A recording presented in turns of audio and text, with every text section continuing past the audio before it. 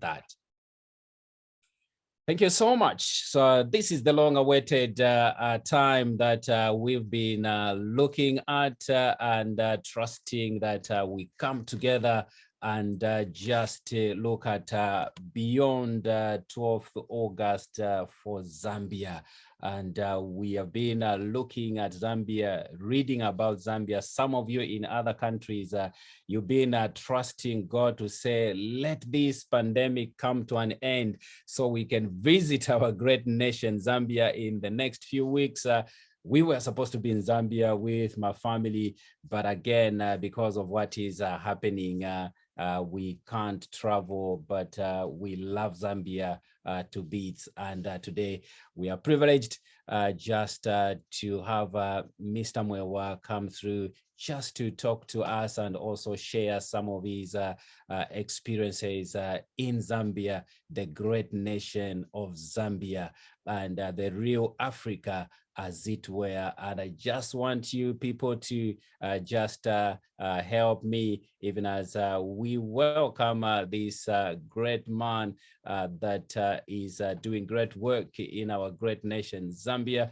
And I believe that today we are going to have a very, very wonderful, wonderful time. So without wasting much of your time, my name is Pastor Nkole Simon, or Evangelist Nkole Simon, based in the United Kingdom, in Birmingham, here in the UK.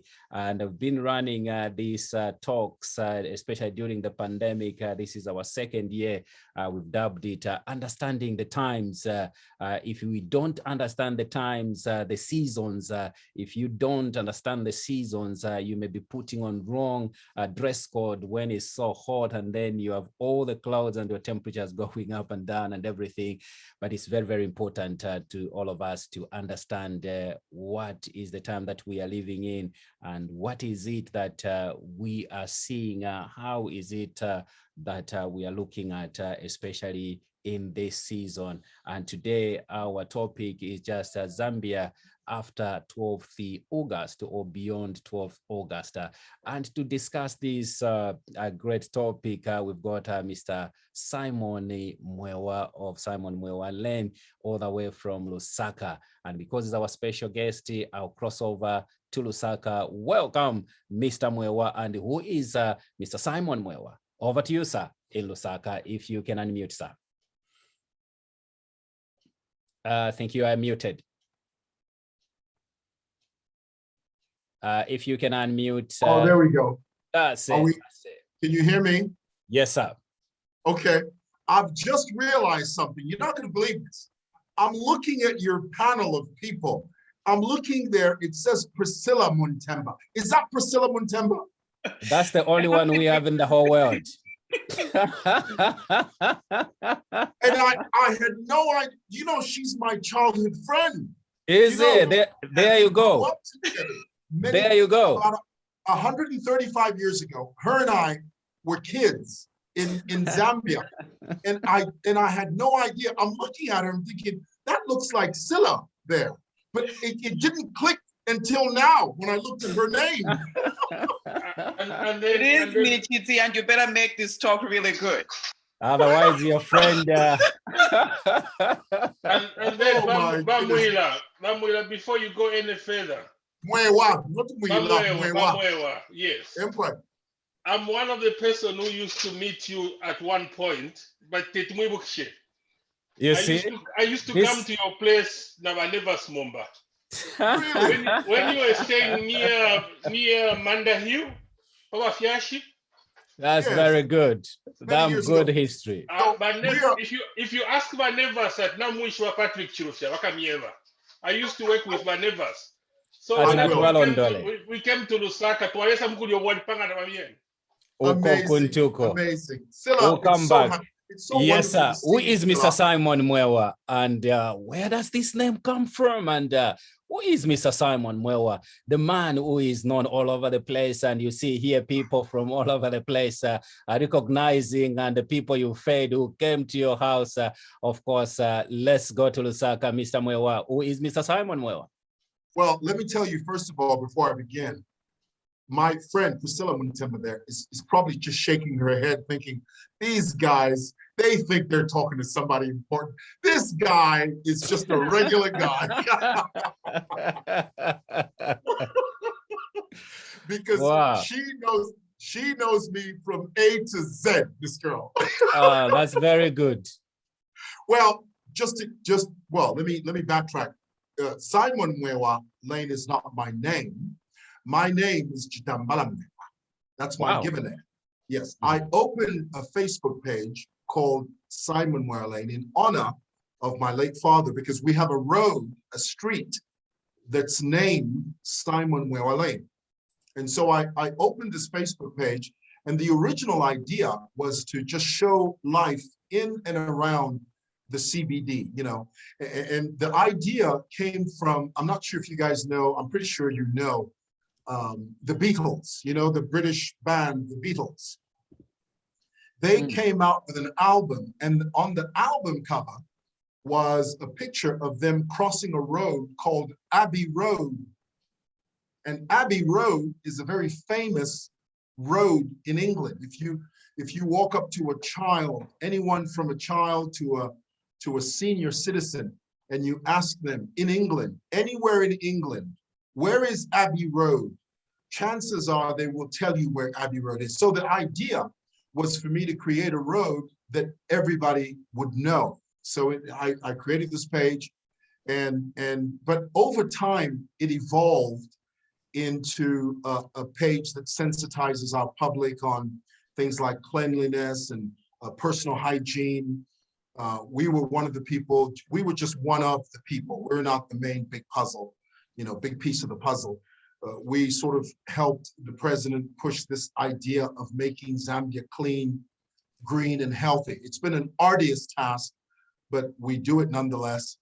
And then coupled with that, one of the things I love to do on our page is I love to teach English, even though, strictly speaking, I am not a qualified teacher of English, but I love the language only because I love to read. And so, you know, like Maya Angelou, and I know Priscilla knows this, and many of you know this, Maya Angelou once famously said, when you learn something, teach it.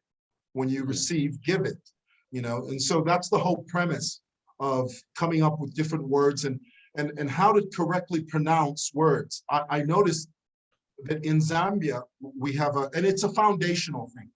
You know, it starts from the primary school foundation. We don't emphasize phonetics, what they call phonetics. You know, we're very strong on the correct way of spelling words, but we're very weak when it comes to the way words are pronounced. You know, so, and I noticed that there was a gap there. And so in my own little way, I sort of lent my so-called talent to teaching the correct pronunciation of words. And then I discovered very quickly that there are so many words we mispronounce. And there's a market there, a whole untapped market where people want to learn how to speak correct English. And that's what I do. And aside from that, you know, we deal with topical issues. We deal with human interest issues. And it's a hodgepodge. It's a mixture of things. It's a very diverse, I know Priscilla would say diverse. You in England. There you go. in England, you would probably say diverse, but you know, Priscilla over there in Washington, they probably say diverse. But you know, it's a very diverse sort of content, and I enjoy it. Of course, we get some backlash sometimes. You know, I remember one time I recorded a lady on our street. I asked her to pick up a little plastic piece of paper. And that caused an uproar because people said to me, how can you ask a woman carrying a baby in the middle of the day, in the heat, in the scorching heat, ask her to pick up a piece of paper, a piece of plastic? So I even had the Human Rights Commission, believe it or not, the Human Rights Commission came to my office to deliver a letter. And in the letter, it said, Mr. Mwewa, you were seen on Facebook, and they used the word abusing, which shocked me. So you are abusing a woman on the street by asking her to pick up a piece of plastic and throwing it in the bin. Atrocious. Yeah. So anyway, so to answer your question, Simon Mwewa Lane is the name of a road. It's not my name. It's named after my late father, Dr. Simon Mwewa, who served as governor and mayor of the city of Lusaka. Wow, that's very, very interesting. And I was reading somewhere where actually it says one of the busiest roads in Lusaka, or streets, among the busiest roads in Zambia is Simon Mwewa. And that's very, very interesting. And for those that grew up in Lusaka, and as you mentioned, the pronunciation of words and everything, for all these years until I began to research about you and your family, I've always called your dad's business as Simpson business, and just to realize to say it's not Simpson, it is a Simoson. There you go. Right. Yes, correct. Thank you so much, Mr. Chitambala, Simon Mwewa. But as we will be going into a social aspect of what is happening in Zambia and elections coming up, there is COVID, and also we've got all these restrictions coupled with a number of deaths that we have seen in Zambia. I know you've touched on why you do what you do. I begin to realize to say Zambia for some time has missed a clear voice. There's been a void where people should get information, and also social media has come up where all sorts of information is coming out there. How have you managed to have a rare voice, so loud, so clear that people are able to hear? You have attracted the audience in Zambia and worldwide. As we are speaking right now on this call, we've got people tuning in from the United States of America, from the UK, from South Africa, and Zambia, and other parts of the world. But we just want to find out, we've heard so much about you, and we've listened to a number of talks that you have done, and some video as a vlogger and all that. How have you managed to attract the audience locally and also worldwide? How have you managed? Well, to be honest with you, I mean, I don't think anybody sets out to attract an audience. We all sort of just do what we do because we love to do what we do. We are what they call content creators. And so my job is to just take what I have and package it and give it to my audience. And if in the process, a few people watch that or they take note of that, that's fantastic. But for me, I never set out to attract anybody. We just, the audience grows, and it grows, what's the word they use? Not generically, there's a word, organically. Yeah. Your audience grows organically. And you appreciate that. It sort of says to you that, people acknowledge what you do. But the other side of that is that, the more people notice who you are, the more criticism you attract. Mm. And for a long time, that was something that I had to sort of wrap my brain around, because I didn't do very well when it came to, I learned that I can handle criticism. What I'm not able to stomach is blatant insolence and when someone disagrees with me, I'm fine with that. They're fine to do that. But I really don't like it when they start.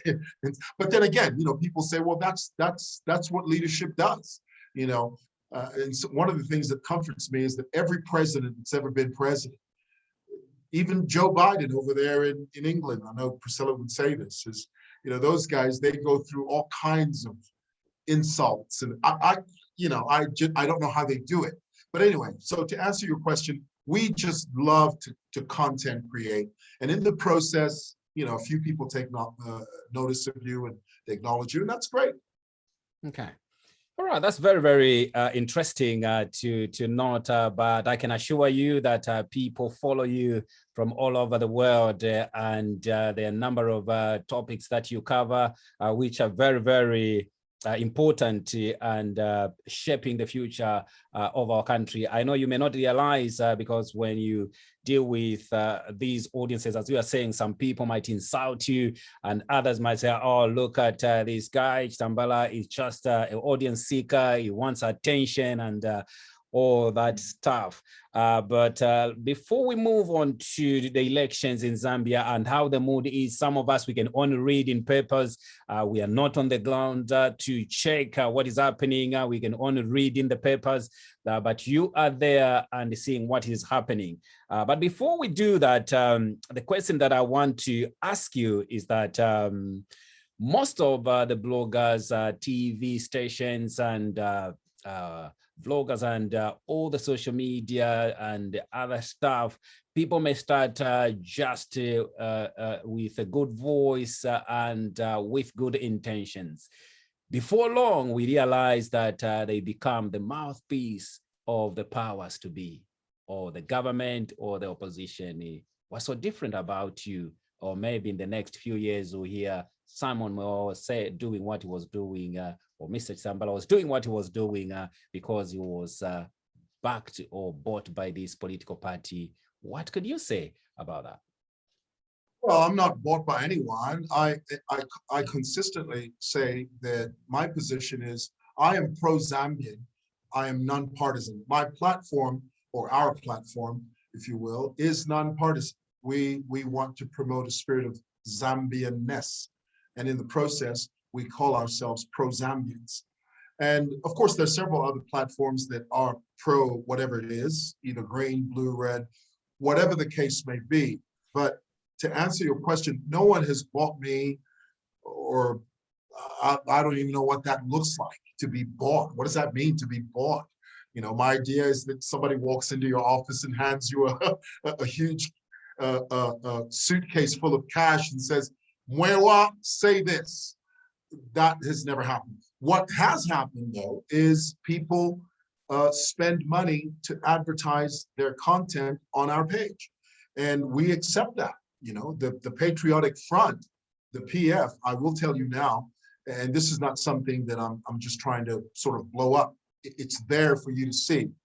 They are one of our biggest clients. You know, they pay us to post their commercials, their political commercials, and their adverts, and we do that. And we do that for everybody. The UPND, they've done that. You know, a few other small parties have done that as well.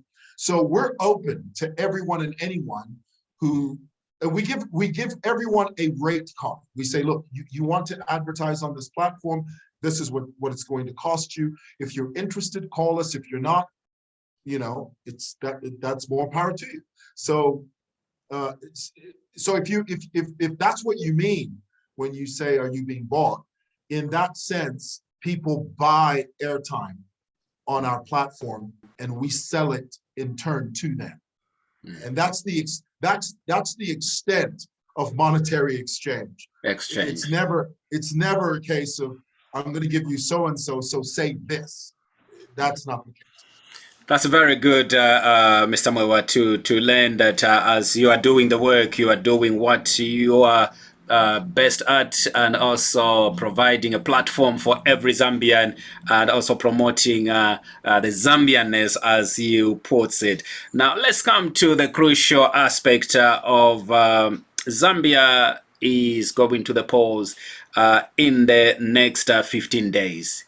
And when we look at the political scenario in Zambia right now, we have about 15 days to go. We've got 16 presidential candidates. We've got 10 provinces that are going to be voting. We've got about 156 constituencies in Zambia, 1,858 wards going to be exercising their rights in their wards to vote, and about 12,152 polling stations. in Zambia in a pandemic, and we've got about 7.2 million people registered voters, but among those, maybe may their soul rest in peace, some of them might have died or succumbed to COVID-19. You've been all over the country, and I'm sure even this week you might be going to different parts of the world, of the country in Zambia. When we look at the Zambian people, the patterns and the way people are talking, you talk to them. For us here, somebody will send you a WhatsApp, whether you believe or you don't believe. We are not sure what we are seeing, whether it's right or wrong. But for you, Mr. Mwewa, with a very rare voice and very impactful platform, and you are meeting people in Zambia, what is the feel? What is it that you are hearing, people? Is the country ready for elections? Knowing there's been COVID-19, we've lost friends, people are scared. What is your take on this one? Very crucial election 2021. Well, in a word, there's a lot of angst. There's a sense of not just anticipation, but there's a lot of trepidation as well. There's a lot of fear. People are unsure because the stakes are so high on both ends. I know you mentioned, a number of presidential candidates on the ballot, but the truth, the harsh reality is that this election is strictly between the Patriotic Front and the UPND. All these other parties are simply on the periphery. They're on the fringes, and when the dust settles and the dew dries, the Zambian people are making a choice between the Patriotic Front retaining the current administration or ushering in a new regime, a new administration. And to be very frank with you, there is a very tense feeling, a very tense, strong, almost palpable. It's almost like you can reach out and touch it. Sense of anticipation, worry, and a lot of fear. So, but the truth is, no matter how bad it's going to be, in terms of whatever happens, after the election, whoever is announced as the ultimate victor, it won't be.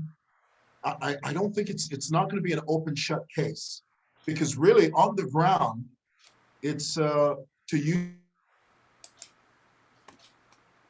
it's really 50-50. We don't know. And it's really up to the Zambian people to decide. Because, for a long time, and I have to add this is very important to understand, just to give you some context. You see, by and large, most Zambians don't like sharing who they really support. And that came from a history of Mr. Sata first introduced that. May his soul rest in peace. He introduced this concept of, you remember the phrase, don't kubeba?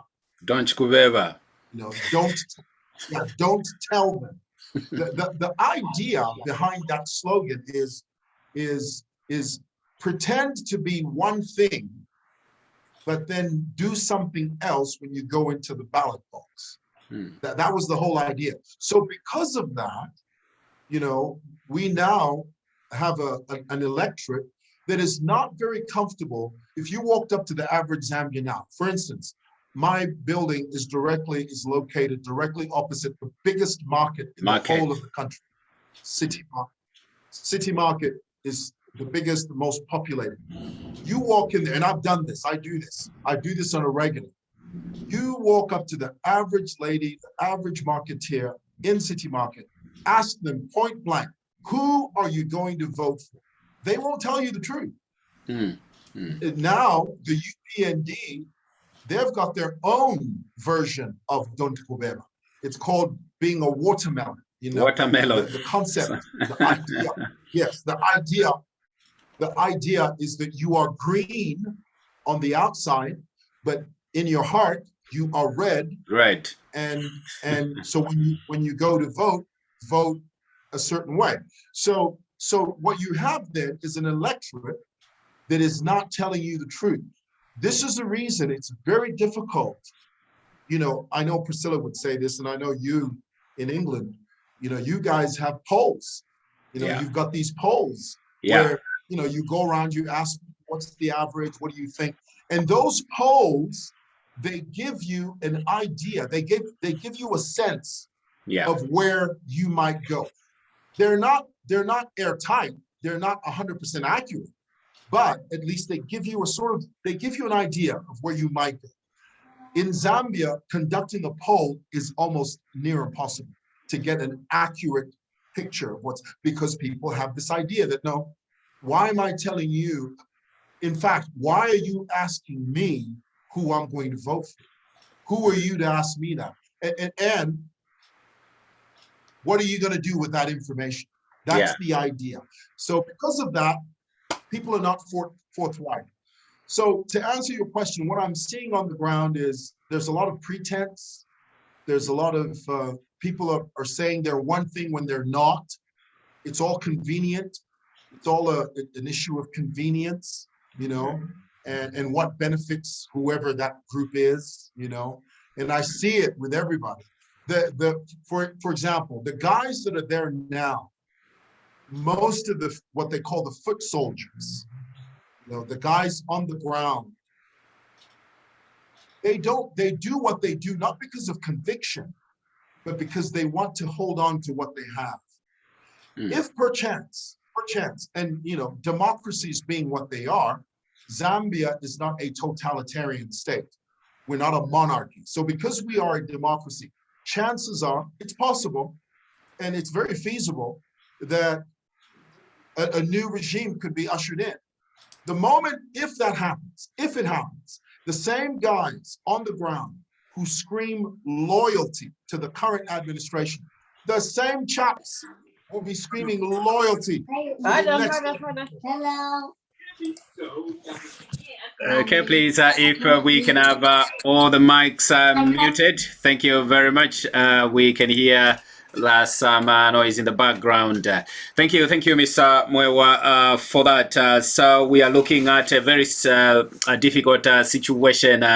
But in terms of COVID, and before we move on to COVID, I just want hopefully that I'll be able to show something, and sometimes I'm amazed on the things that you do and how you do them. I just wanted to find out, are you not scared to do what you do, especially moving from one place to another? And let me just see if I can see something from what the work that you have been doing, going into different places and doing some of the things that you do. Just bear with me. Just bear with me, and hopefully we can grab Mr. Mwewa somewhere. Okay, let me just see. Just bear with me. Okay, let's see. This is Mr. Mwewa somewhere in the parts of the country. Let's see if we can. Hello. I have a question. Can you help me? That's in Kawata. That's Kawata. Yes. I need directions. I'm lost. Ben's hair salon. That was the day I was looking for Ben. Straight ahead. Thank you. Thank you.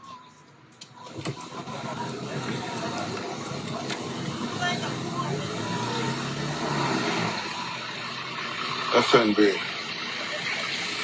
Straight.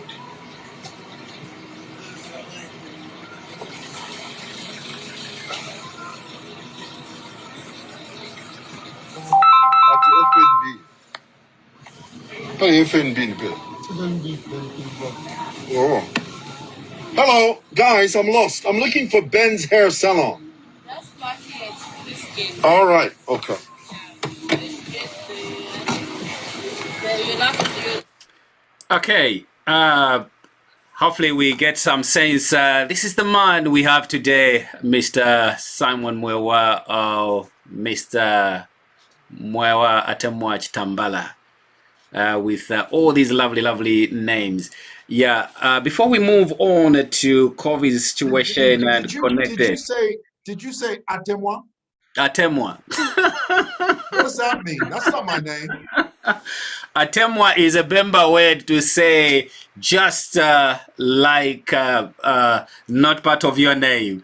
You go to all these places. Okay.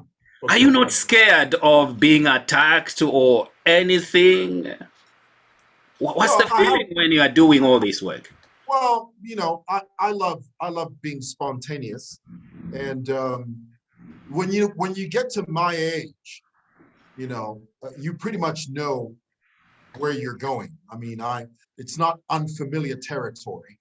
You know, I don't wander off into some place I'm not familiar with. You know, so pretty much I stay in my safe zones. I know where to turn on the camera. A few times I've had some skirmishes. A few times I've run into some hostile people. You know, but yeah, I mean, I love what I do. Okay, that's very good. Looking at COVID and what has happened, especially in our great nation, Zambia, we've lost friends. May their soul rest in peace. Are Zambians helping in combating COVID-19? On understanding the times we hosted, hopefully we'll be able to bring back our best, some of the best scientists, Zambian scientists across the globe, to come back again and maybe try and see. But you were there in Lusaka, and yesterday's newspaper was showing that Lusaka, the people in the capital city, with all the radio stations, TV and everything, compliance is not the best. Lusaka is not doing very well. You were there in Lusaka, and every day you wake up, you go to the office, and you are overseeing the market. And time and again, we've seen some of your videos. You are telling people, I can't just see where my mask is, but you find somebody putting on a mask, but the nose are outside, but they have a mask. What is the situation in Zambia? Are the Zambian people helping out in fighting COVID-19? If I tell you in the UK, for the last 18 months, we've been quarantined, staying at home, not going anywhere, stay at home, kids closing school, shut down. But Lusaka, you've never, or Zambia, never shut down the country in lockdown. What is the situation? Are you people not scared of the COVID? Or Zambian, maybe you are immune to COVID? What are you saying, Mr. Mwewa? Well, I'll be honest with you. Let's go back to the beginning. When COVID first hit, for several months, I would accurately say for a good 7 months, 6 or 7 months, there was this notion, there was this idea that COVID was not real. It couldn't affect us. You know, the average Zambian walked around thinking, no, COVID was a foreigner's disease. It was for rich white people or rich foreign people, that it couldn't taint, it couldn't affect the average Zambian. The idea was that Zambians were immune to the virus. And then we moved through a stage where people began to die. Notable people in our societies began to die. And people that we knew began to die. And back in those days, there was no vaccine. It was just, you know, mask up, you know, wash your hands, make sure you're socially distanced. If you're unwell, stay home, stay quarantined, and things like that. The country, as you know, did not shut down for economic reasons. So our setup is very different. It's not like you guys over there in England or in America, in Washington with Priscilla there. Over here, as you know, our people, the vast majority of our people live day by day. So if you come to town today, sell today, it means you potentially could eat tomorrow.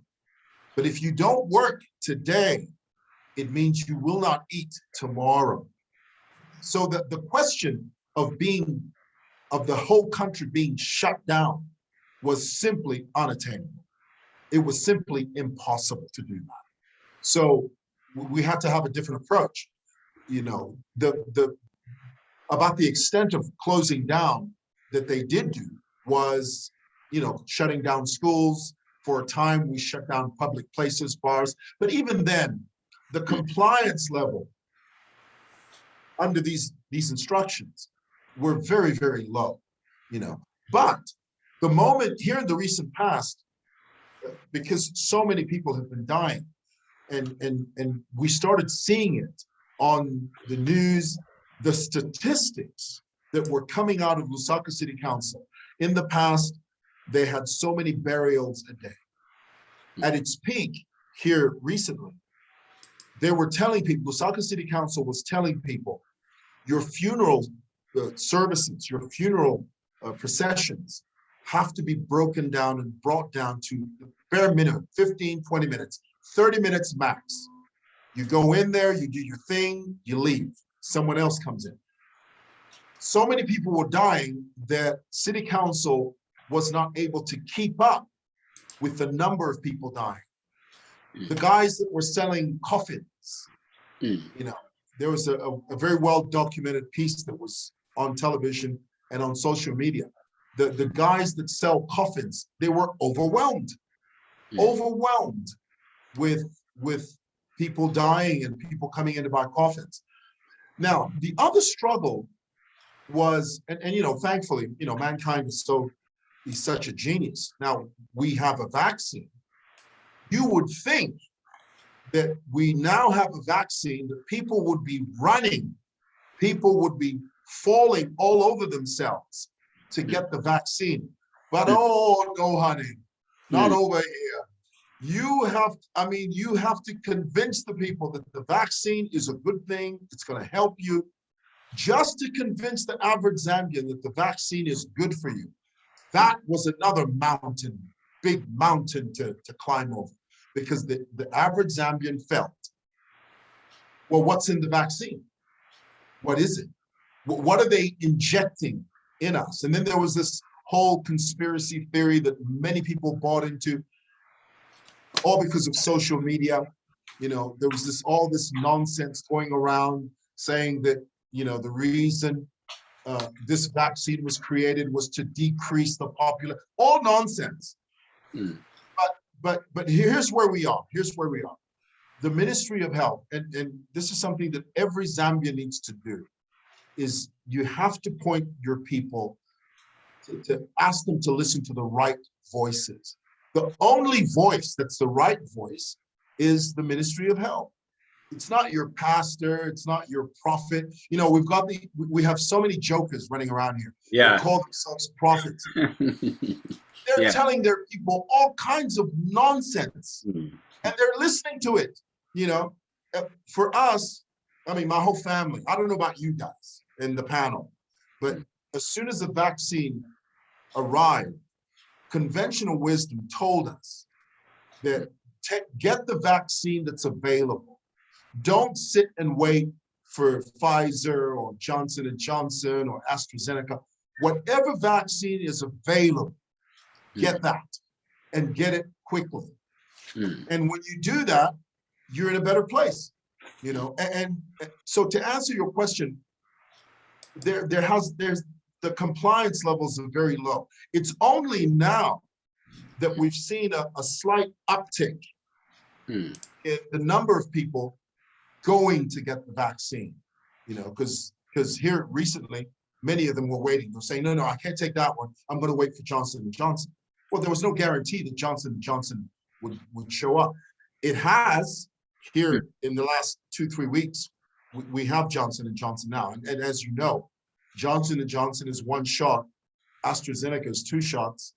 And yeah, so people are beginning to warm up to the idea. I was talking to my banker today, and she was telling me that she finally because I told her, I said, you need to, I mean, I'm not saying she listened to me. I'm just saying we had a discussion about this. Yeah. And she and her whole crew, her whole workforce in her department, they went and they got the vaccine. The vaccine is a good thing. It's not there to harm anybody. And of course, you know, I was amazed, and I know Priscilla knows this. I was amazed that in America, there are whole groups of people, there are whole organizations.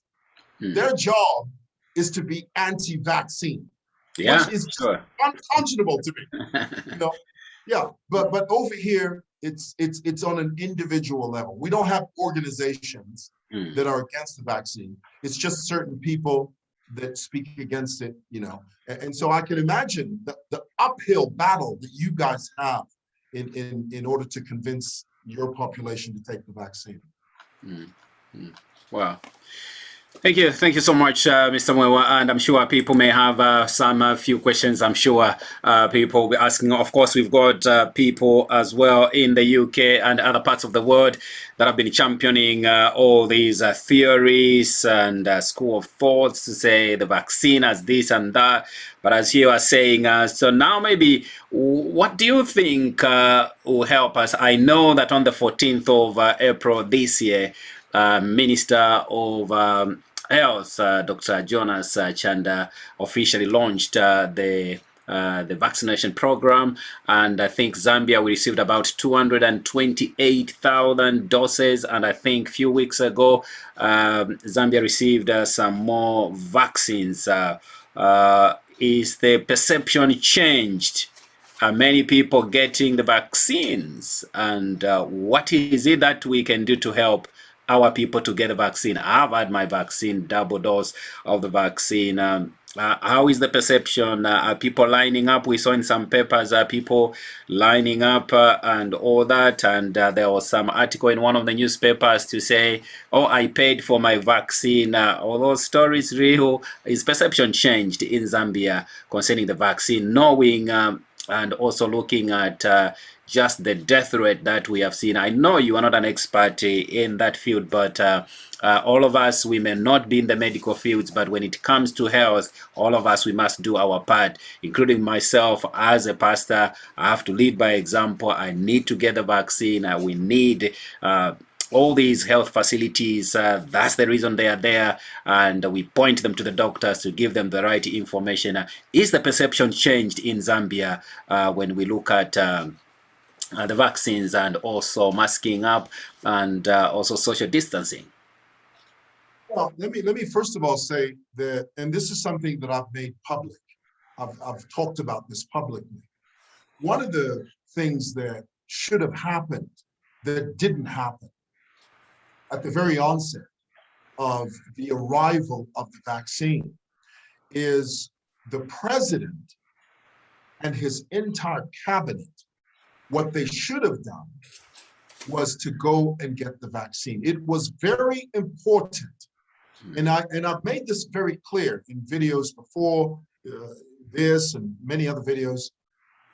I said the president, unfortunately, didn't lead in this regard. He should have been at the forefront. The moment the vaccine arrived, you know, it would have sent such a huge message to the population. Had the president said, you know what, here's the vaccine, it's arrived. Here I am taking it. And I encourage you to take it. And not only that, but I'm going to ask my entire cabinet to go with me and get the vaccine and encourage every Zambian, every single solitary Zambian to take responsibility to get the vaccine. Now, you will have people that will argue and say, well, you can't put the president at such a risk. You can't risk the president's life. Well, that's a baseless argument. You know, the very fact that a vaccine is available, presidents all over the world, by virtue of them being a president, and they know that this is a vaccine that's been approved, it's going to do what it says it's going to do, and they've brought it here to help our people. Your responsibility as a leader is to say, let's go get it. If you don't do that, or when you don't do that and you remain mute on that topic, because many I've talked to them myself. I mean, I never spoke to the president about this, but I did speak to many of his cabinet ministers, many of them, and half. Some said they would do it. Others said they would never do it. Vincent Mwale was one of the ones that absolutely said, go out and get the vaccine. Make sure that you're vaccinated. Protect yourselves and your families. Honorable Dora Celia was another one that was very emphatic. She said, go get the vaccine. I've had my vaccine, go get it. But at that level, at a very high level, I feel that the president should have done that. Had he done that, I think more people would have been they would have warmed up to the idea of getting the vaccine. Now, outside of that, to answer your question, you know, are people lining up? Yes, there are more people that are getting the vaccine now, only because of the death rate, only because of all these every day. For a time, 2 weeks ago, almost every day you would hear, so-and-so died, so-and-so died. So what it did was that it made people scared, you know, they were fearful. So they thought, well, you know, if the only way to protect myself, of course, getting the vaccine, as you know, I've had both of my shots, and they tell you the vaccine doesn't mean that you will never get COVID, but what it does is that it equips your body to fight it better. That's all it is, you know, and who doesn't want that? You remember pre-vaccine, there was a time, and this is what I tell people all the time, there was a time, there was no vaccine.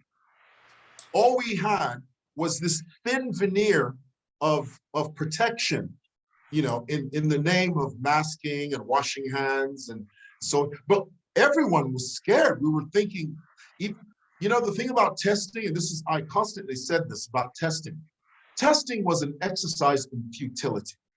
You could get tested right now, this moment, walk out of your house, touch something, boom, you have it.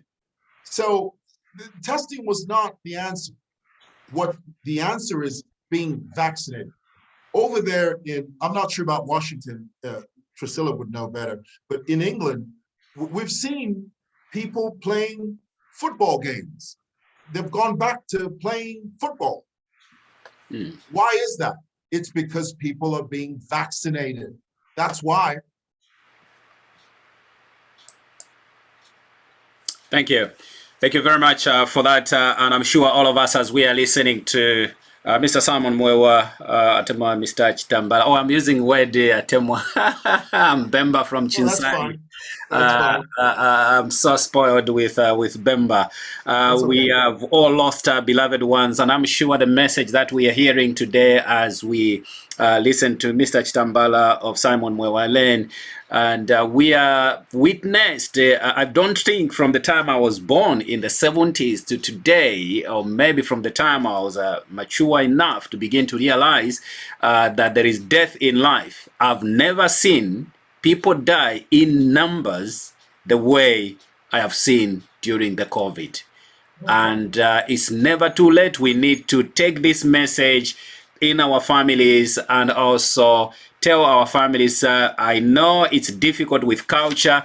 If an uncle dies in Chinsali, in Muyombe, in Shangombo, in Mwenilunga, wherever, everybody wants to turn up.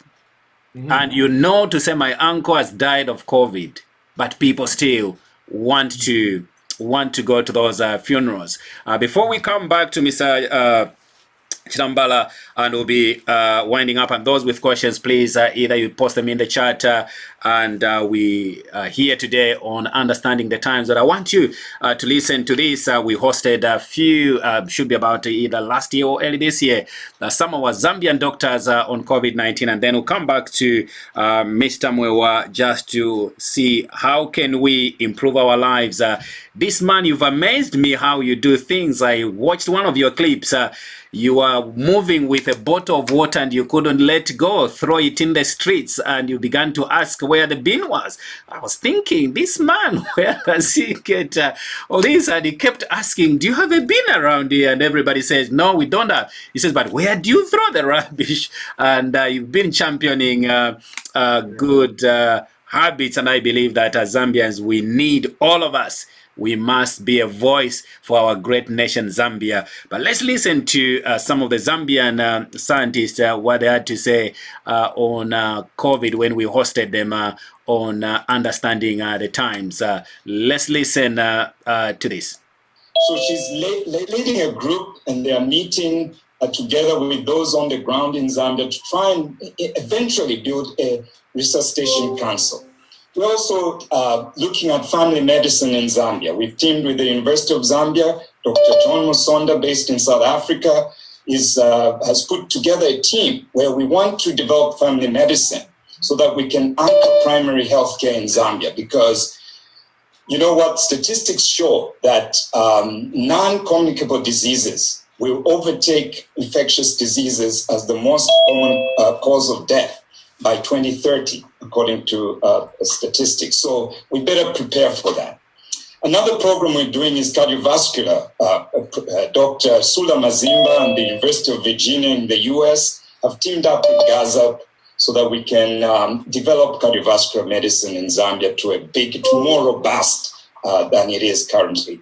So there are several other projects. We've adopted this hospital, small hospital in Zambia called Lukamantano, which we are supporting, and so on. And I could talk on and on our vision and what we're doing.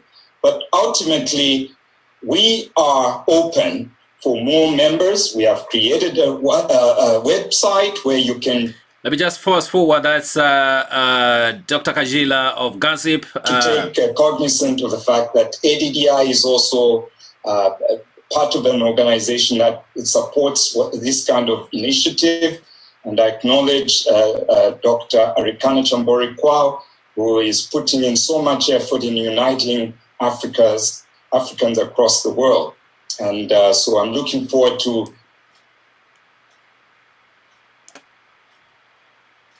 And then new virus particles are released that can infect and kill other cells. Now, coronaviruses for sure have been known to exist in humans and typically only generate what's mild symptoms in terms of the common cold.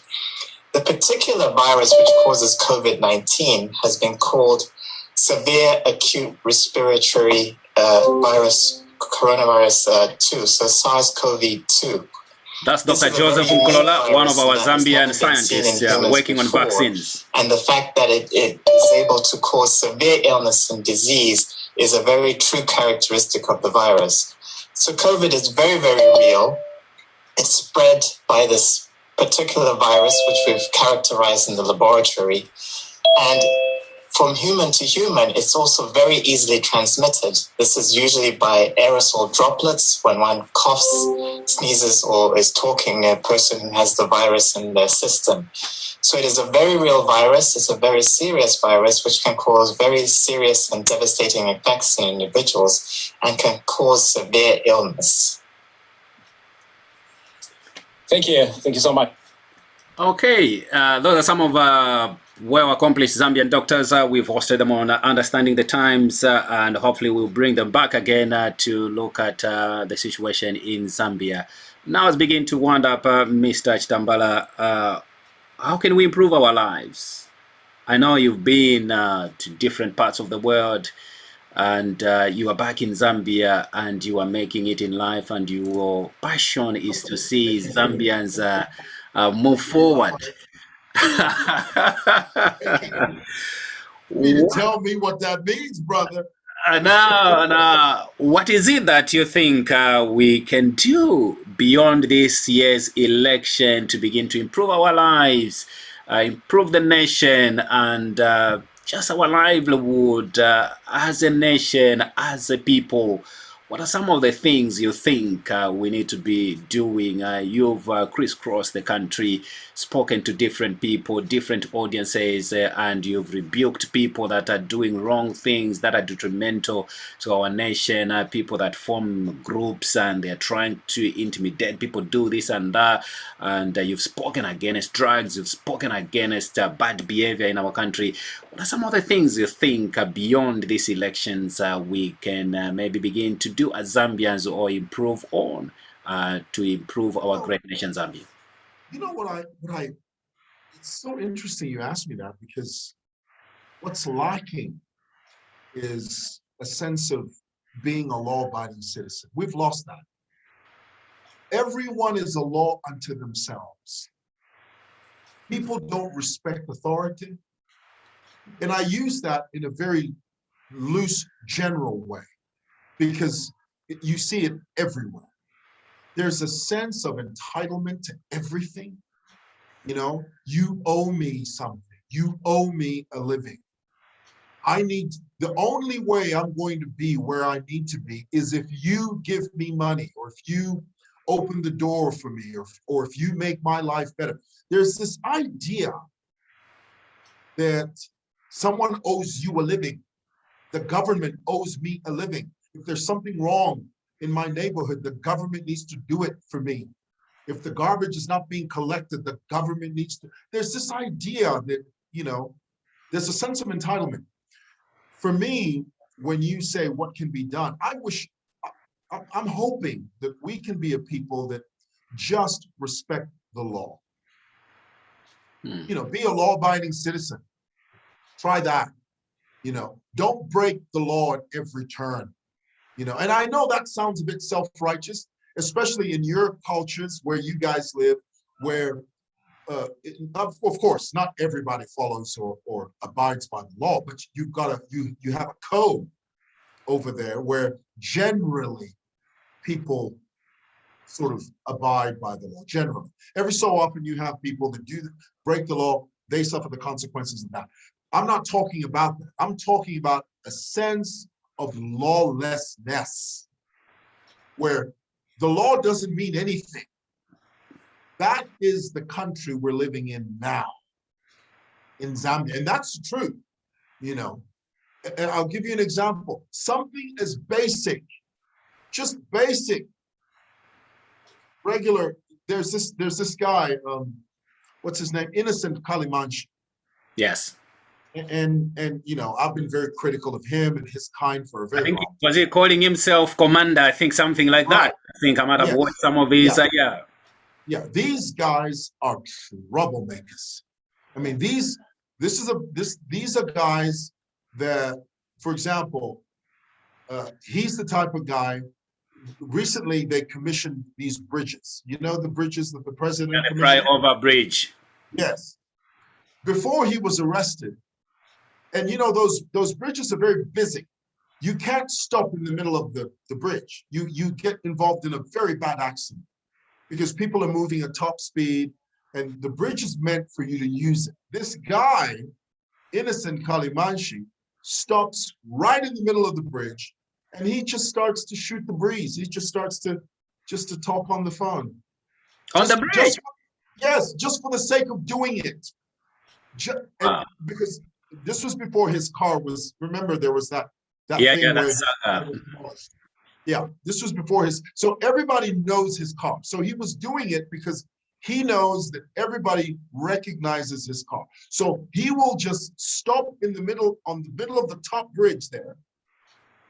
And sometimes you think to yourself, what if a young girl who just learned how to drive is abiding, she's following the rules, she's going at the speed limit, no brake lights, this car right in front of her, and she smashes into this car. What happens then? Lawlessness. And these are the people that if a police officer, and this is a fact, if a police officer were to find Innocent Kalimanchi parked in the middle of a busy highway, bridge, do you know what he would say to that officer? He'd say, Iwe, Fumapa, a disrespect, a blatant, potent disrespect for authority and law enforcement. And it's everywhere. It's systemic, and it's very, very unattractive. So wow. I would like to see a situation where our police officers are respected, especially when you have a uniform. Right now in this country, police officers are not being respected. A police officer is looked at as a junkyard dog in this country, right now, as I speak to you. When I was growing up, an officer in uniform, Priscilla's sister, Yeah, Brenda, Brenda, may her soul rest in peace. Great police officer. a highly decorated police officer. I mean, the personification of integrity. When you looked at the police officer when we were growing up, a police officer was the embodiment of order. Now, it's a joke, and it's sad. Wow, wow. But as you mentioned, people like Kalimanshi, and I understand now he's been arrested by Drug Enforcement Commission because they found him with drugs. But these are guys that belong to the ruling party. Yes, well, they say they do. The idea, let me explain what happens. Okay. You see, you've got these criminal elements. It's like South Africa. You know, recently you saw the looting and all that stuff. Yeah. The looting and the chaos. What happens is you have criminal elements in society that take advantage of certain things. In South Africa, those guys that those were criminals hiding under the guise of a protest against what was happening to Jacob Zuma. But really, underneath it all, when you look under this thin veneer of self-righteousness, all it is just a bunch of guys saying, you know what? Let's break into that warehouse and let's get what doesn't belong to us. It has nothing to do with the fact that Jacob Zuma broke the law, Jacob Zuma broke the Constitution, Jacob Zuma disdained a court summons. They won't even explain all of that. All they know in their minds is let's go and break that. Let's go break into that warehouse. In the same vein, by the same token, you have these criminals in our country who realize that as long as I can identify or be seen to associate with the ruling party, I can do whatever I want. No one's going to ask. There's a thing happening right now, and it happens all the time. Do you know these kadas? What they do is that they take a chitenge that's got President Lungu's face on. Yeah. They will put that chitenge on the dashboard of their car. Okay? And they will leave the car parked anywhere. No, as long as you see that chitenge, what they're saying to you, the public, is, I am untouchable. You can't touch me. You can't even ask me any questions. So what you end up with is you end up having criminals, thieves, crooks that are infiltrating the system under the guise or under the umbrella of loyalty. But really, what they're trying to do is take advantage of the party so that they can do their underhanded business. Whatever they want. Innocent Kalimanshi is a drug dealer that claims to be a member of the Patriotic Front. That's all it is. Full stop. Full stop. Wow, wow, wow.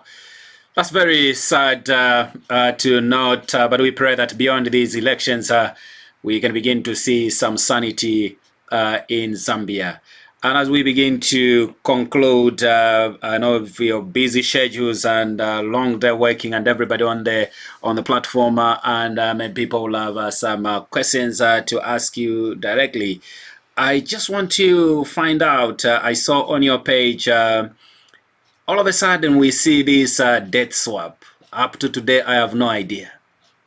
How do you swap debts? And last week, we began to realize I wanted to send some money. And for the good work that you do, Mr. Mwewa, I'll send you a 1,000 kwacha because you've dropped the kwacha. Wow. I don't know now the value that will be for the way good work is. But what is this? I know what you mean. Well, what is this debt swap? And how come that all of a sudden, few days before the elections, your kwacha in Zambia has gained strength? And now we are at the loss. If I was supposed to send 2,000 kwacha, now I have to think how much will it be? You go in the morning, kwacha is appreciated. By the afternoon, kwacha is appreciated. What is happening? Yeah. Well, first of all, let me a little disclaimer here. I am by no stretch of the imagination. I am not an economist, but I will answer that question by quoting the former Minister of Finance. And the only reason I know this quote is because I spoke to him myself. I asked him that question. We were over at the, they had a virtual rally recently. And so after the virtual rally, the former minister, Dr. Walyangandu, whom you know, he gave a speech. And so I escorted him to his car. And on the way, I took that opportunity to ask him that very question. What is this debt swap that you're talking about? My understanding was that government was going to take on the debt of civil servants. But Dr. Walyangandu explained it very well. He said, no, that's not what government is saying. What's happening is that there are civil servants that owe financial institutions money, okay? At the same time, government owes civil servants money. Okay. So what the government are proposing to do is, the government is asking the civil servant, we will pay that debt that you owe the financial institution because we owe you money. You money. But the extent of our indebtedness to you is only it is only based on the amount that you owe the financial institution. In other words, if the civil servant owes 10,000 kwacha, whatever the government owes that civil servant, it will not exceed the 10,000 kwacha they owe that other institution. Because it's been people are asking, what if the civil servant has a mortgage and all these other questions. All the government is saying is this: the civil servant owes, let's say, finance bank 1,000 kwacha. The government is saying the government will take over that debt. They will pay that debt 1,000 kwacha. And if the government owes the civil servant anything more than that, it'll be deducted from what they pay off.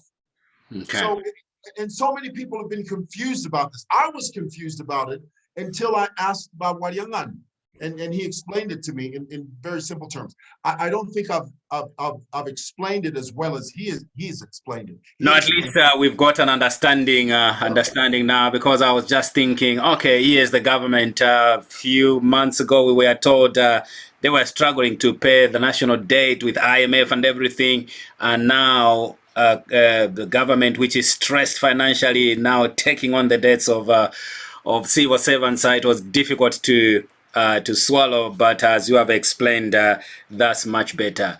As we conclude, how come that in the last 1 week, kwacha has gained strength? Oh, I wouldn't even attempt that because I'm not an economist, so I don't know. You would have to ask an economist that question. Okay. I'm not an economist. Okay. We pray that the strength of the kwacha will continue even after the elections. Maybe let's just take 2 or 3 questions. Priscilla, please, would you ask this man a question that is upon your heart? He started it. I love her so much. Why you? No, there's 2. I don't know if you're following. There's 2 sort of questions here. Questions on the vaccine. Yeah, so yeah. You can tackle that if you want. Yeah, please. I can be your secretary here, Chiti. Okay, very good, very good. I like Priscilla. Yes, please.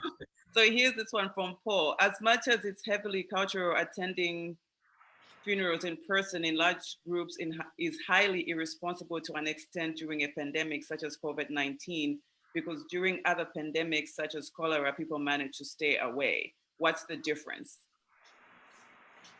So what is the difference with, I guess, with cholera? I didn't get the first part of that question, Silla.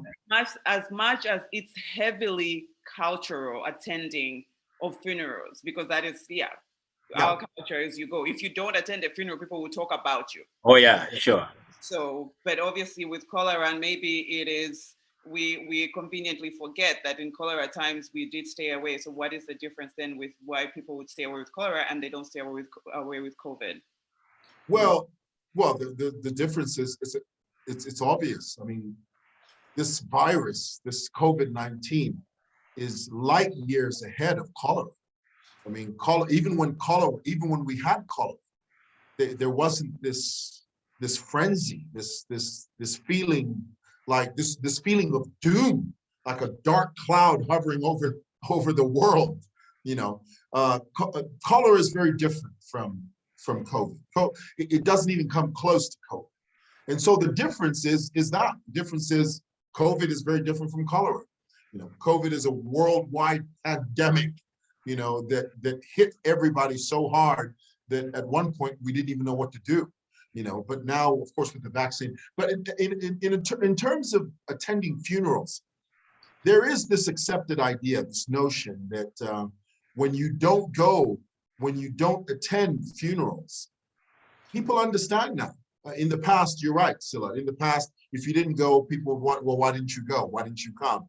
But now it's almost strange to insist on attending a funeral. And of course, it depends on who it is. You know, if it's a friend, you know, you won't go.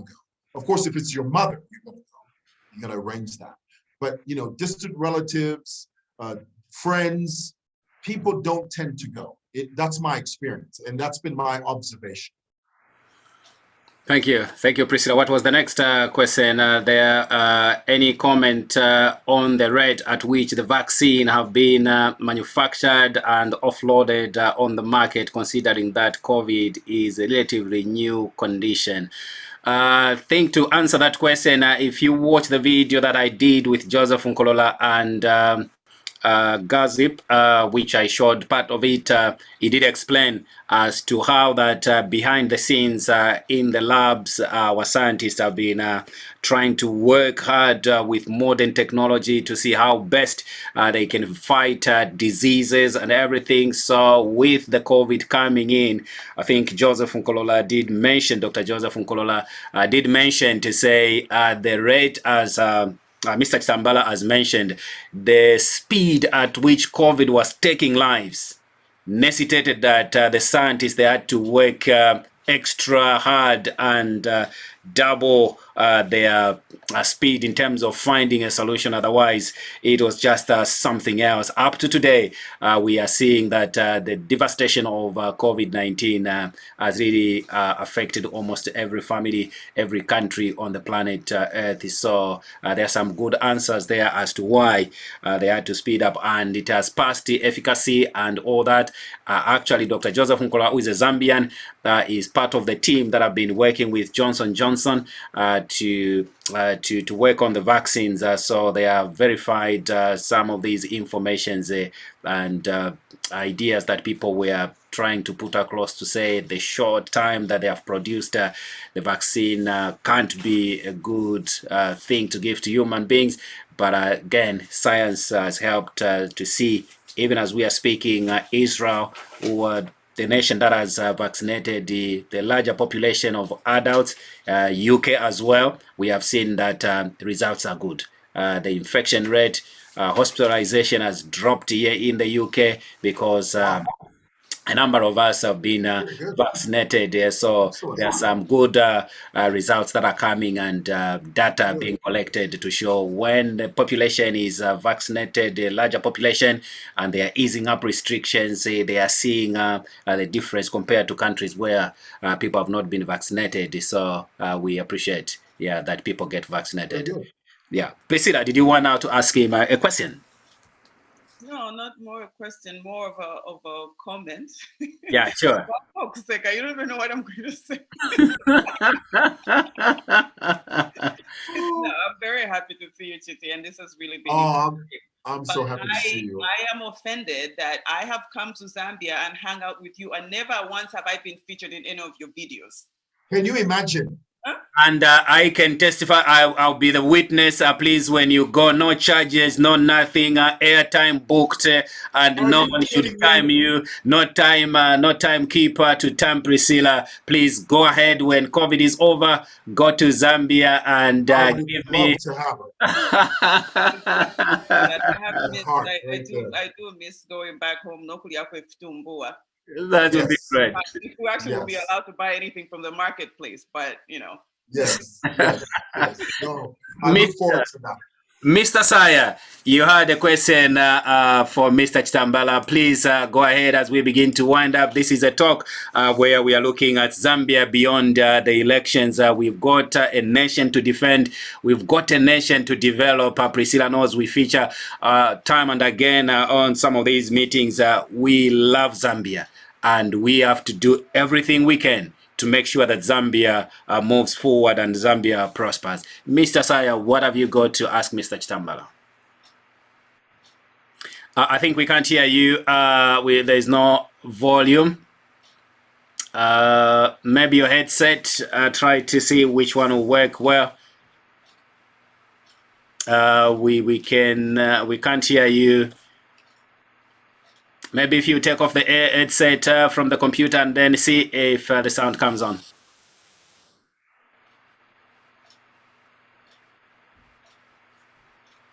Again, we can't hear you for some reason. Just try to check the volume if it's a bit up, just to put some volume on. Any other questions, please? If there is anything that you want Mr. Chitambala or Mr. Chiti Mwewa to answer, Priscilla call him Chiti. So that's a very good one. She calls me that. She calls me that because when we were kids, that was the name that they used to call me, Chiti. Wow. And so they never called me Chitambala or anything like that. That's a good one. That's a good one. And while we are waiting for Mr. Simon, let me say this. Let me tell you yes, this. Priscilla, I don't call Priscilla Priscilla. I call her Scylla. The reason I call her Scylla is because when I was a kid, my dad bought this film called Elvis the movie. You know Elvis Presley, the singer. Yeah.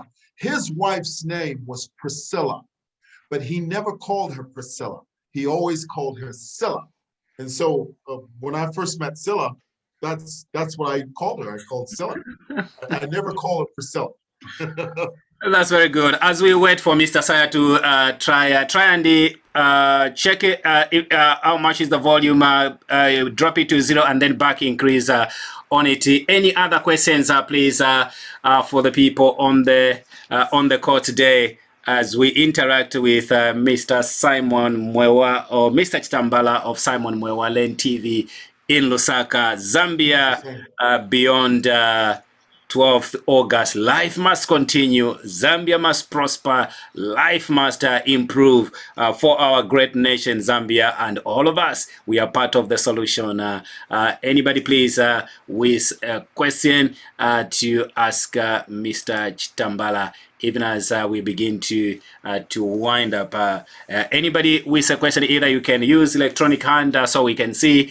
Anybody, please feel free, or you can indicate by raising your hand. What have you got to say as we look at Zambia beyond the 12th of August? The elections are coming up in 15 days' time. Any questions? Mr. Chilufya, quickly, please, what have you got to say as we begin to wind up? Yeah, good to see you, Chitambala. I think, Mr. Saya, your sound is back. So after Mr. Chilufya, please, you can go ahead. Yeah, this is Patrick Chilufya, based in the UK. I think I've got only two worries for Zambia going forward. The violence from the Americans, and, to me, when you say Americans, which Americans are you referring to? Innocent. There are so many of them. There's American too. There are commandos, and it seems to me The groups that call themselves the Americans. Yeah. Okay, so this is not, we are not referring to a country, America, but Zambians that call themselves Americans. Okay. Yeah, so, but Tambala, these things don't happen here in the UK. And these guys, they say they belong to the PF. And we've never seen our president coming openly and denounce these guys, not even Minister of Home Affairs.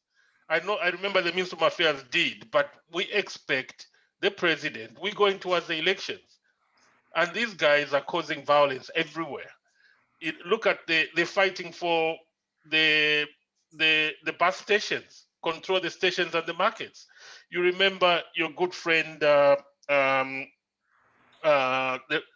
last mayor of Lusaka, Miles Sampa, wanted to control the markets, the stations and the markets, so that he can get that revenue to pay the council workers who haven't been paid. What happened? He was suspended. So to me, Mwewa, it looks like there's lack of leadership, because if there was proper leadership, and not only that, because leadership starts from the top. These guys who are misbehaving, they see things that happen from the top. There's so many ministers who have been involved in scandals, and they haven't been jailed. You know, there are people like a guy who is standing as an MP with Dollar City as an independent. He went into the police station and attacked the entire police station. Yes, this guy should have been jailed to set a good example. But what happened? No prosecute. And he's running. And he's running for an MP. How do you allow such a person to run as an MP? Nonsense. And there is a guy who was involved in a scandal of fake, what you call expired medication and condoms. Okay. And he's been readopted.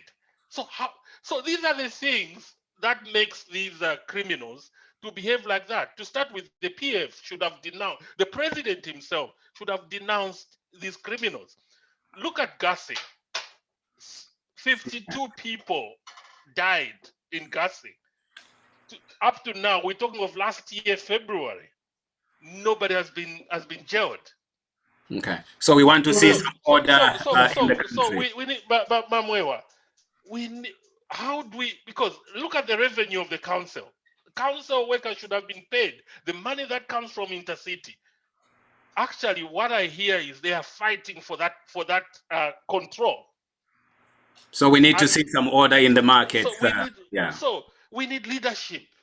Okay. Especially from the top, because here in the UK, like Nkole mentioned about vaccine, the first person to talk about vaccine and say, I'm going to take the vaccine was Boris Johnson, because he was taking leadership. And most of us, even myself, I didn't want to take the vaccine. The tone. It sets the tone. Because Bamwila, here in the UK, nobody is above the law. A minister in Cameron's government was jailed for lying under oath.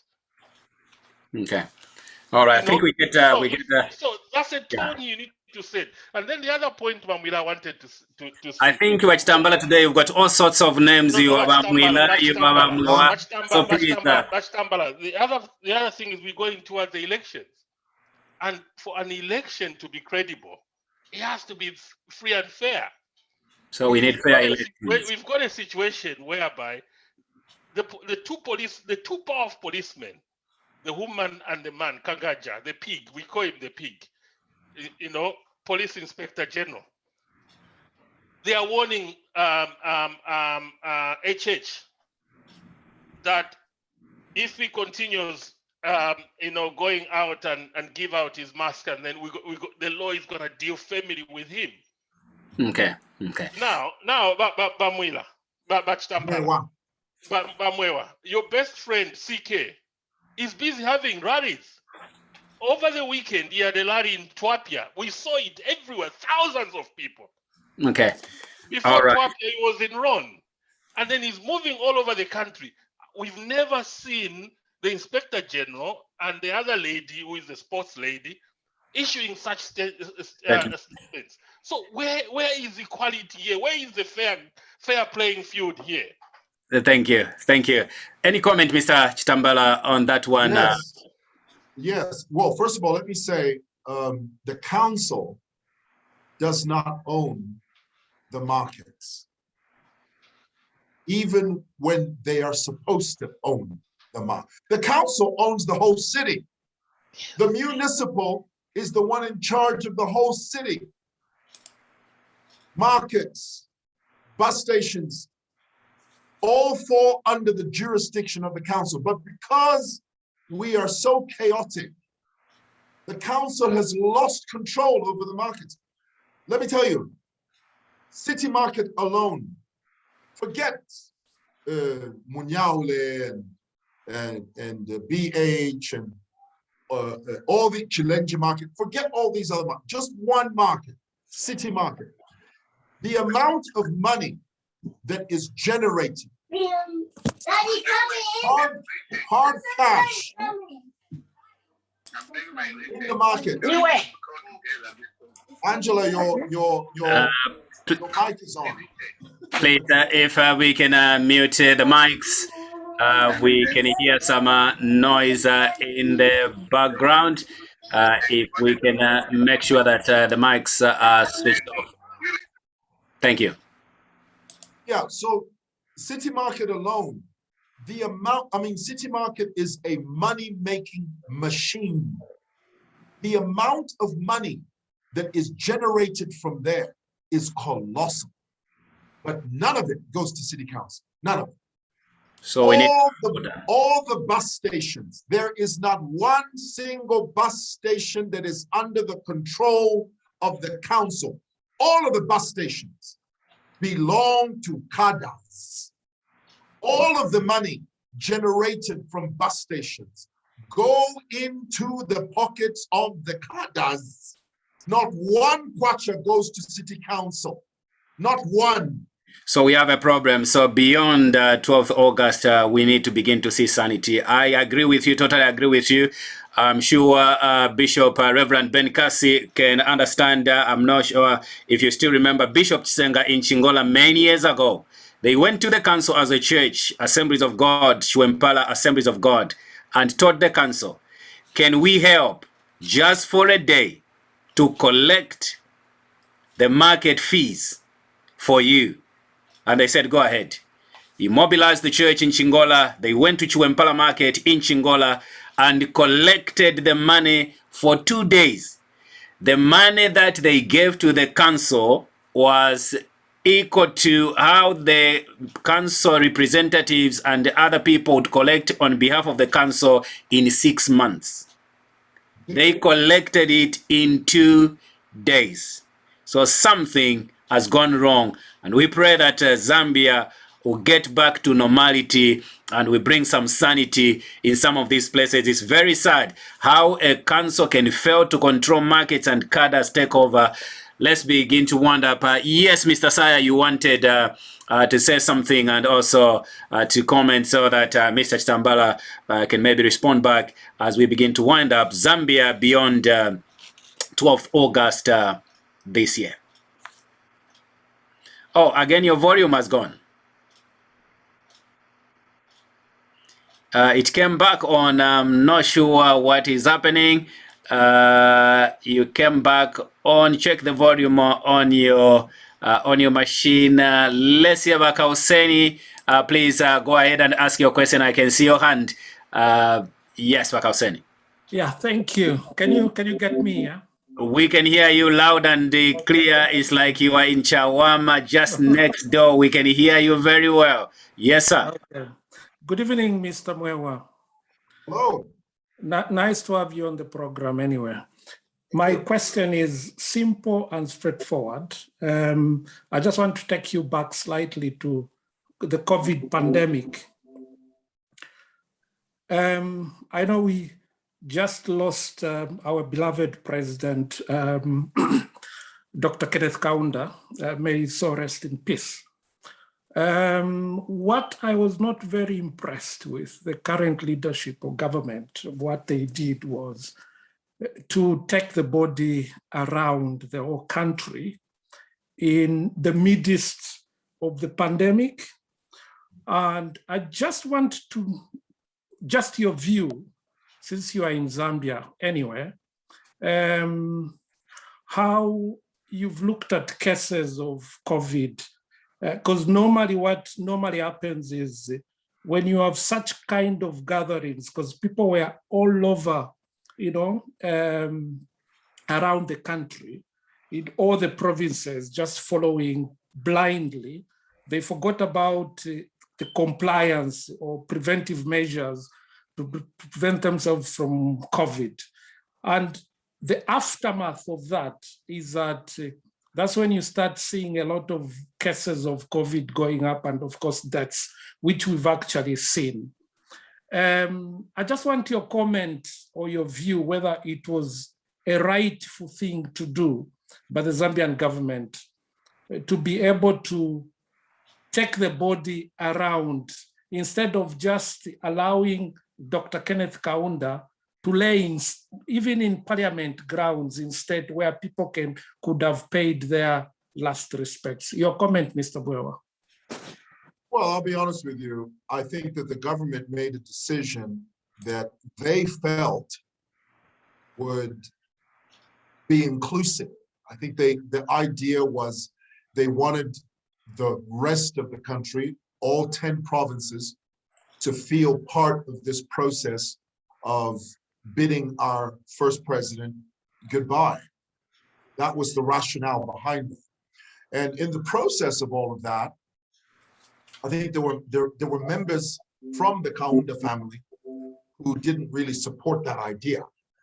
And with good reason, you know, I mean, all you have to do is have a sense of empathy and think to yourself, what if this was my father? Would I be pleased to have his body paraded all over the country? But we also have to understand that President Kaunda didn't just belong to his family. He belonged to the rest of the country. And also, to be honest with you, to a large degree, the diaspora as well. You know, so for me, on a personal level, I understand the rationale behind what the government decided to do. You know, I think the idea was to just be inclusive and to allow the rest of the country to tangibly mourn the president. It was a very controversial decision, but ultimately, at the end of the day, it's one of those situations where damned if you do and damned if you don't. Even if they didn't do that, you would still have a huge component of the population that would say, no, as if we don't exist. That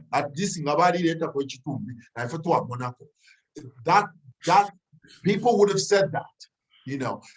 But, you know, sometimes governments make tough decisions that sometimes they're not popular. So in as far as President Kaunda's body is concerned, and I say this with the utmost respect because, you know, President Kaunda is someone that I knew personally and I loved, and my family knew and loved it very much. For us, I think the government just did it because they wanted the whole country to tangibly mourn him. Thank you very much. I think we can get a voice from Mr. Saya. Please, if you can type your comment as we begin to wind up now, as we are finishing off the program. If there's any questions, please type in the chat. We just want to appreciate Mr. Chitambala for today as we look at Zambia beyond 12th August 2021. As our great nation goes to vote, we see that there is a challenge of COVID in place, and also restrictions are put in place. But all of us as Zambians, I think the message to take home as we have had this opportunity to speak to Mr. Chitambala is that all of us, we owe it to our great nation Zambia. All of us, we must do our best to see how we can contribute to the welfare of our great nation Zambia. Had it not been Zambia, we could have not gone to schools, and if we had not gone to schools, maybe some of us, we might have never could have managed to come to where we are in different countries. The good things that we see in other nations we can always transfer the skills back to our great nation as Zambia. And we are so grateful just to have you, sir. And we want to appreciate the great work you are doing in Zambia. You are such a rare voice. This is the statement I was looking at, and I coined myself. You are such a rare voice, but yet very loud and clear. You may not realize that you are a trendsetter, and you are providing a platform for all of us abroad and those in Zambia to be able to know what is happening on the ground. You visit places that when we visit Zambia, we may never maybe even go in such places. Otherwise, we are so grateful. And I'll ask Reverend Ben Kese maybe just to close in a word of prayer as we begin to wind up, and to appreciate the work you do on behalf of Understanding the Times. We'll be able to wire 1,000 kwacha to you, Mr. Mwewa, just for the great work you are doing. I know it's not a big amount, but we just pray that God will protect you and bless you. And thank you so much. Before Reverend Ben Casey comes through to close in a word of prayer, we just want to wish you well, Mr. Mwewa, and our great nation Zambia, as we are about to get into the elections. And our message, as you have always championed cleanness of our great nation Zambia, and also mindset of our people, we all begin to think of building a great nation Zambia. And I'm sure we can do it. No one else will build Zambia for us. We must build our great nation Zambia. There's been a number of things that we see on the social media. The violence, as Mr. Chirufya mentioned, it's very detrimental to our country, and nobody would love to go to a country where there is violence, and we have seen what violence can do. And maybe final question, as Reverend Benny Casey, please, you can unmute. We conclude on tribalism. I forgot to ask you this question. What is your comment? We have heard so much on this tribal talk and tribal tone coming up again and again in Zambia. What is your comment, and why is this tribal thing coming up again and again in Zambia? Well, the tribal talk it's very sad. It's something that we have all spoken up against.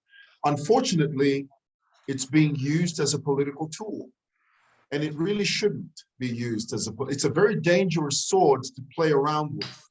You know, there are the people that are perpetuating this message of tribalism. I must tell you this story. I interact with a lot of marketeers here, and many of them, as it should be, we're all from different tribes, different persuasions. But in particular, because there's this tribal targeted Tonga talk, I asked a few marketeers that I happen to know are Tonga, and I walked up to them and I said, I want to ask you on a personal level, you know, just between you and I, when you are attending these meetings, these rallies, and you hear someone standing up there and referring to using tribal rhetoric, what does that make you feel? And I wanted to get a sense of how they were absorbing this. And these ladies told me almost in unison, they all said the same thing. There are three ladies. They said, we feel excluded. We feel like they hate us. We feel un-Zambian. And they do it in a very insensitive way. They have no idea that me, as a Tonga, standing in that crowd, they don't know how that rhetoric makes me feel. I don't feel included. I feel left out. I feel deliberately attacked. That's how I feel. And these are women.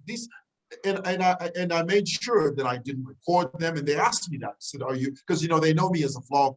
And they said, are you gonna put what we're saying to you on your page? I said, no, it's just between you and I. Now, my point in saying that is, if these three women who are anonymous, nameless, if they feel that way, What about the vast majority of the people who are Tonga? How do they feel? This whole, this mechanism of tribalism, this talk, this rhetoric, tribal rhetoric is absolutely detrimental to this country.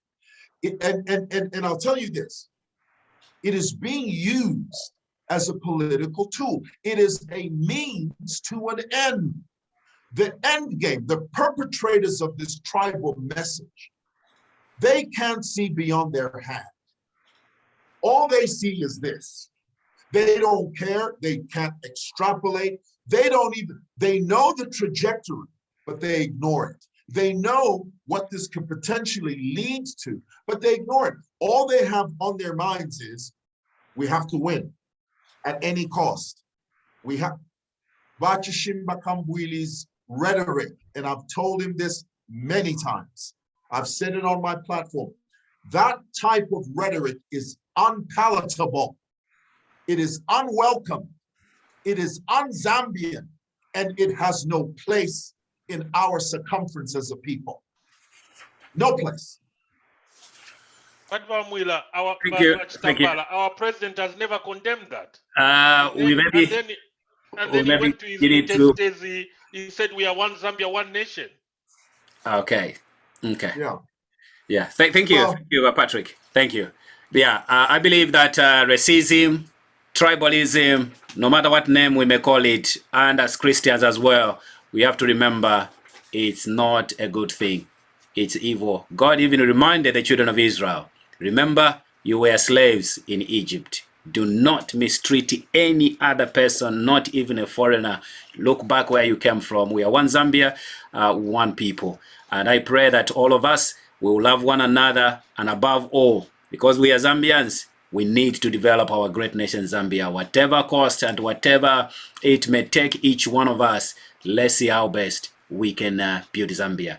Zambia beyond or after 12th August, we are one people, one nation, and we must move forward as a people. We have been peaceful people, and let's hold that and begin to pray earnestly for our great nation Zambia. And I believe that God is going to see us through even for these elections.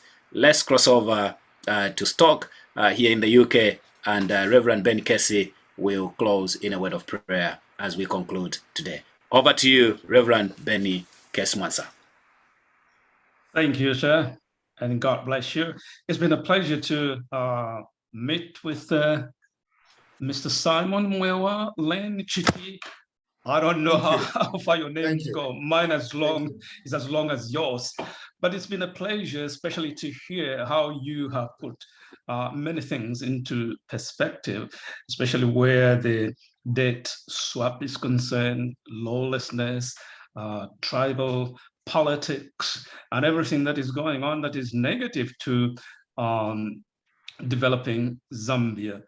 Well, we who are in the diaspora, we are now in a clear picture of how to pray for our country, because there's a lot of things coming from Zambia, and you just don't know which is right and which is wrong. But the way you have put it makes me to understand very clearly. And I want to thank Brother Simon for organizing this. And as well as I hope when I'm in Zambia, I will, I'll catch up with you so that we can talk a little bit better and have lunch together. Absolutely. You're God welcome. bless you, sir.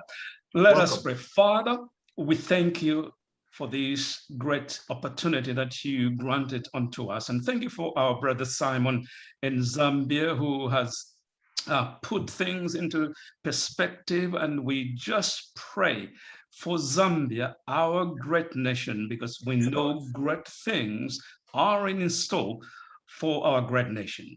We pray for the coming elections. Yes, Lord. That there will be no violence, that there will be no problem of any kind whatsoever. We believe in peace. And as we look to you, God, we know that peace is going to come. I pray for the leadership there, for the government, the ruling party, the oppositions, and all people who are vying for positions or to be in government, that they will not do it because of selfish motives, but that they will have the Zambian people at heart. Yes, Lord. Every decision will be based on what is good for the Zambian people. So I pray, oh God, in the name of Jesus, that you will bless and protect our country, Zambia. Yes. That Zambia will be one Zambia, one nation, as we have always been. We thank you in the precious name of Jesus Christ, our Lord. Amen. Amen and amen. Thank you. Thank you so much, everybody that has tuned in today. We've got people from USA, we've got colleagues from South Africa, Zambia, and other parts of the world. We are so grateful that we've got one great nation, and that is our nation, Zambia. Let's continue to support Zambia. Let's continue to pray for Zambia. Despite the challenges we go through, we are one people. And Yes.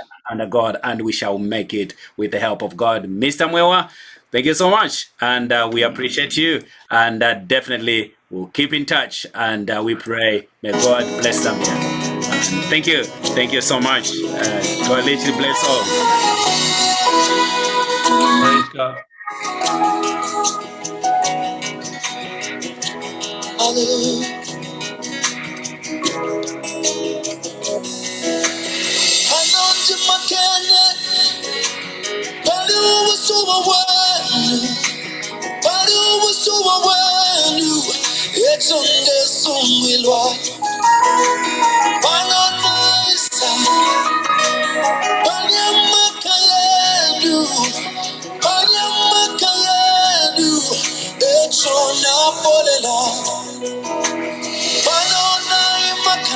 Praise God.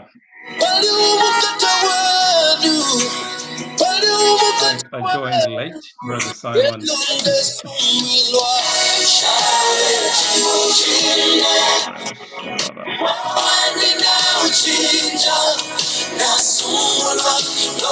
Thank you. Amen.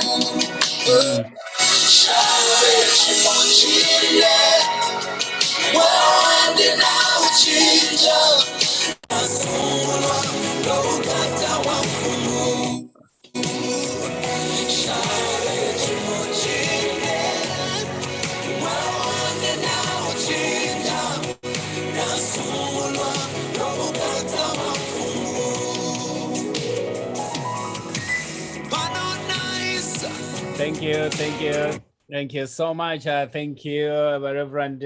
God bless you. Bazulu in Lusaka, God literally bless you all. It has been a pleasure having you today. Thank you so much, and God literally bless you. Thank you. I saw Brother Chilekwa. Is he gone? Yes, I think he's gone. He's gone. He's gone. I All saw right. as well. Okay. Thank you. Well, I'm sorry I joined late. No, I was caught up in something, and then I just rushed to join. You had already gone halfway. No, that's all right. That's all right, Reverend. We thank God for your life, and also for speaking and blessing our great nation, Zambia. We really need to pray for our nation, as we mentioned, as we have heard the number of things that are happening in our nation. It's a very sad story, but with God's help, I'm sure we overcome. Oh, we will rise up from the ashes. We will. We will. Amen. I know Zambia. God loves Zambia. Indeed. He has brought us a long way, and we can't just stop in the middle of the road. Amen.